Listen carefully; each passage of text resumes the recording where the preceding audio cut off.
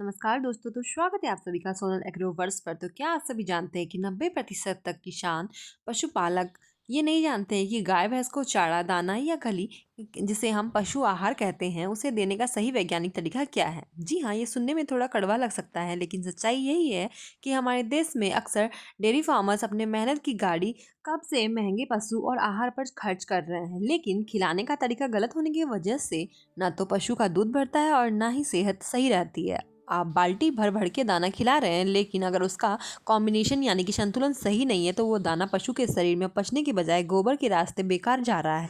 आज के इस वीडियो में हम आपको पशु पोषण के वो गुप्त ज्ञान बताएंगे जिससे बड़े बड़े डेयरी एक्सपर्ट अपनाते हैं।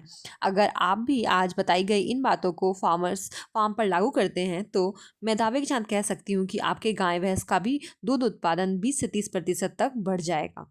फैट और एसएनएफ की समस्या खत्म हो जाएगी और पशु समय से गाभिन हो गए। इसलिए अगर आप भी अपनी डेयरी को घाटे से निकालकर मुनाफे की मशीन बनाना चाहते हैं तो इस वीडियो का एक एक सेकंड ध्यान से देखिएगा और आखिरी लाइन तक हमारे साथ बने रहिएगा, क्योंकि अंत में मैं आपको एक जादुई फार्मूला बताऊंगी जो कम लागत में दूध की गुणवत्ता को बढ़ाता है। और नमस्कार किसान भाइयों, स्वागत है आपका हमारे चैनल सोनल एग्रोवर्स पर, जहां हम बात करते हैं आपकी तरक्की और पशुपालन की बारीकियों की। वीडियो में आगे बढ़ने से पहले मैं आपसे एक छोटी सी गुजारिश करूंगी कि अगर आपको हमारी वीडियो पसंद आई तो वीडियो को लाइक और शेयर करना ना भूले, साथ ही चैनल को ज़रूर सब्सक्राइब कर ले ताकि ऐसे काम की बातें आप कभी भी मिस न करें। चलिए चर्चा शुरू करते हैं। तो चर्चा शुरू करने से पहले एक छोटा सा सवाल है कि क्या आप भी अपने पशुओं को दिन भर में इतना सारा दाना कंसिस्टेंट खिलाते हैं और उसमें क्या क्या मिलाते हैं? तो नीचे कमेंट बॉक्स में लिख कर हमें ज़रूर बताइए ताकि हम जान सके कि आप कहाँ गलत कर रहे हैं और आपको सही सलाह दे सके। सबसे पहले हमें ये समझना होगा कि गाय और भैंस इंसानों की तरह नहीं होती है। इनका पाचन तंत्र पूरी तरह से अलग होता है। ईश्वर ने उन्हें एक ऐसा 4 कंपार्ट वाला पेट दिए हैं जिससे सबसे ज़्यादा प्रोटीन और सबसे ज़्यादा बड़ा हिस्सा होता है र्यूमेन का, जिसमें सोडियम से लीडर कॉर्पोरेशन एक्ट जैविक खाद्य उत्पाद है। तो जब भी आप पशु को खाना खिलाते हैं, चाहे हरा चारा हो या सूखा भूसा या महंगा दाना, तो सीधे पशु के इस अंगुलन में जाता है। वहाँ पर वो बर्बियत से शोषण जीवाणु यानी कि माइक्रोब्स, ये जीवाणु होते हैं और ये जीवाणु उस चारे को खाते हैं, उसे तोड़ते हैं और पचाते हैं। और आसान भाषा में कहें, मतलब आप अपने गाय को नहीं खिला रहे हैं बल्कि गाय के पेट में मौजूद उन जीवाणुओं को पाल रहे हैं जो कि ज़्यादा अगर खुश हो गए तो आपके गाय का दूध का प्रतिशत जो है उत्पादन का, वो 20 से 30% क्या 40 से 50% भी बढ़ सकता है। तो चारे में अचानक आप बदलाव कर देते हैं, कभी कभी बहुत ज़्यादा हरा चारा दे देते हैं, तो यह कभी कभी सिर्फ सूखा दे देते हैं। इससे पेट में ये मित्र जीवाणु मर जाते हैं, पेट का पीएच बिगड़ जाता है और नतीजा दूध कम, फैट कम और पशु बीमार। तो पहला नियम आप अपनी डायरी में नोट कर लीजिए कि पशु के आहार में संतुलित और संतुलन बनाना बहुत जरूरी है। बदलाव हमेशा धीरे धीरे करना चाहिए, कम से कम 10 से 15 दिनों के अंदर। अब बात करते हैं एक संतुलित पशु आहार की, यानी कि बैलेंस डाइट की। तो दुधारू पशु को मुख्य रूप से 3 चीज़ों की जरूरत होती है: जीवन निर्वाह करने के लिए ऊर्जा, दूध बनाने के लिए प्रोटीन और शरीर की मशीनरी चलाने के लिए विटामिन और मिनरल्स। हमारे किसान भाई अक्सर सिंथेटिक सब्जी ही सब कुछ मान लेते हैं। याद रखिए कि गेहूं का भूसा या धान की पराली सिर्फ पेट भरने का काम करती है, इससे पशु पोषण का स्तर लगभग शून्य होता है। इसे पचाने में पशु को इतनी ऊर्जा खर्च हो जाती है जितना कि इससे मिलती भी नहीं है। इसलिए सूखे चारे को हमेशा तिलहनी घास के मिश्रण के साथ दें।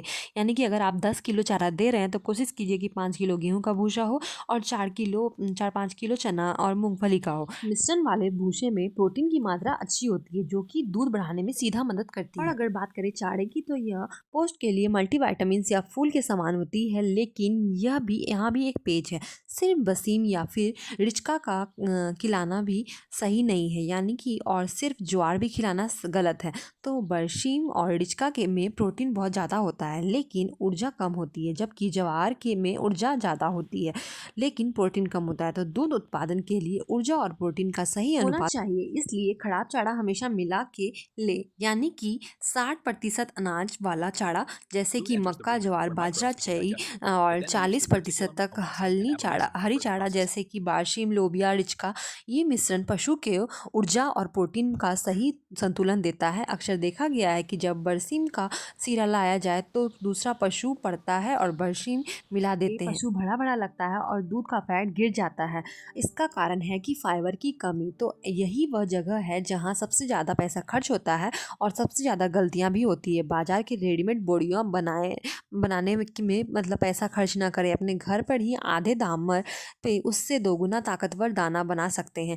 पेन और कॉपी उठा लीजिए और इस फॉर्मूले को लिख लीजिए। एक आदर्श दाना मिश्रण बनाने के लिए आपको 100 किलो बैच में एक चीज़ें मिलाना है। सबसे पहले 30 से 35 किलो तक का अनाज में आपको मक्का, गेहूं और जौ, बाजरा पर ले सकते हैं और सर्दियों में मक्का और बाजरा बेहतर है। तो ये गर्म होते हैं और गर्मियों में जौ और गेहूं का इस्तेमाल करें। अनाज पशु को ऊर्जा देता है। अगर ऊर्जा नहीं होगा तो प्रोटीन किसी काम का नहीं होगा। लेकिन ध्यान रहे कि अनाज को बहुत बारीक आटा यानी कि फाइन फाड़ नहीं बनाना है, थोड़ा मोटा दलिया जैसा बनाया जाए। इसके बाद 100 किलो मिश्रण में आपको डालनी है 25 से 30 किलो खली यानी कि बौजनी, मतलब खली में दिन कम मीठा अशुरा अमृत समान होता है। अब बात करें खिलाने के तरीके की, तो जहाँ अक्सर गड़बड़ हो जाती है, यहाँ हमारे पुरानी परंपरा यानी कि तानी लापसी बनाने की, यानी ताने को पानी में घोलकर उसे भूसा मिलाकर पशु को देना विज्ञान कहता है ये तरीका बहुत अच्छा नहीं है। अब जब हम दाने को पानी में घोल देते हैं तो वो दाना प्लेट में जाकर सीधा नीचे बैठ जाता है पेट में जाकर, और यह आगे जाके सटक जाता है तो और उसे चबाने के लिए वापस मुंह में आने का मौका नहीं मिलता है। तो पशु को चबाने का सबसे आसान और सफल तरीका है TMR यानी कि टोटल मिक्स्ड राशन, यानी कि जिसमें सूखा चारा और हरा चारा, पियुआ, सूखा दाना मिश्रण, इन तीनों का एक साथ अच्छी तरह से मिला दिया जाता है और उसके ऊपर से हल्का पानी छिड़क दिया जाता है ताकि धूल ना उड़े। और दाना जो चारे से चिपक जाता है वो क्या होता है ना कि पशु अपने सिर्फ दाना नहीं खा सकते हैं, उसे हर निवाले में थोड़ा सा चारा और थोड़ा सा दाना साथ में खाना पड़ता है। इससे पेट के जीवाणुओं को एक साथ सारा पोषण मिलता है और पाचन क्रिया बहुत ही तेज हो जाती है। रिसर्च बताती है कि सारनी हुई की जगह TMR विधि अपनाने से दूध में 10 से 15 तक की बढ़ोतरी देखी गई है, जिसे हम अक्सर नज़रअंदाज कर देते हैं। वो असल में सफ़ेद खून है यानी कि पानी। एक गाय को 1 लीटर दूध बनाने के लिए कम से कम 3 से 4 लीटर पानी की जरूरत होती है। इसके अलावा शरीर को ठंडा रखने के लिए गोबर मूत्र के लिए 50 से 60 लीटर तक की पानी चाहिए। कुल मिलाकर एक दुधारू पशु को 100 से 300 लीटर तक के पानी की जरूरत होती है। अब हम क्या करते हैं, सुबह शाम बाल्टी से पानी मिला देते हैं, ये गलत है।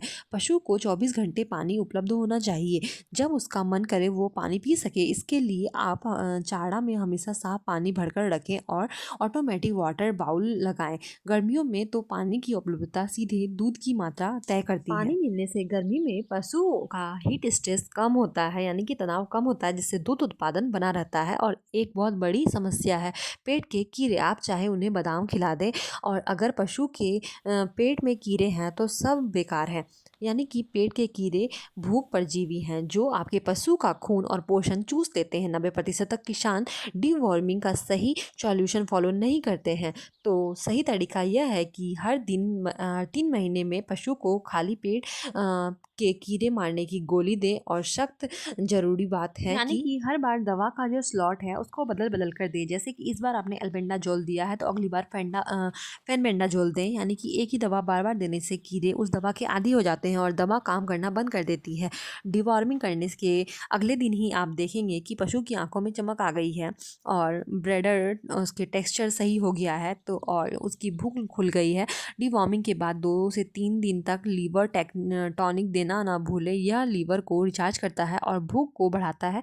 अधिक दूध देने वाले उत्पादन यानी कि पशु हाई ब्रीडर्स के लिए जो कि 15 से 20 लीटर तक की दूध भी देते हैं। साधारण दाना चारा काफ़ी नहीं होता है, उनका पेट छोटा होता है और पोषण की ज़रूरत काफ़ी ज़्यादा होती है। ऐसे पशुओं को अक्सर पियाने की बाद कमज़ोर हो जाते हैं क्योंकि वे अपनी पीठ की चर्बी को गलाकर साधारण बनाते हैं। और इसे रोकने के लिए दूध और पीक पर ले जाने के लिए हमें बाईपास फैट का इस्तेमाल करना चाहिए। चाहिए। बाईपास फैट एक विशेष प्रकार का वसा है जो कि पाउडर या दाने के रूप में आता है। यह र्यूमेन में पचता नहीं है बल्कि सीधे छोटी आंत में जाकर पचता है और पशु को जबरदस्त ऊर्जा देता है। अगर आप भी अपने ज़्यादा दूध देने वाले पशुओं को रोज़ 50 से 100 ग्राम तक का बाईपास फैट और 10 से 15 ग्राम तक का लाइव खिलाते हैं तो उसका दूध गाढ़ा होगा, फैट बढ़ेगा और वो कभी कमज़ोर नहीं होगा। यह थोड़ा महंगा ज़रूर है लेकिन इसका रिटर्न्स बहुत ज़्यादा है। अंत में मैं आपको बस इतना ही बोलूँगी जो बहुत कम लोग जानते हैं,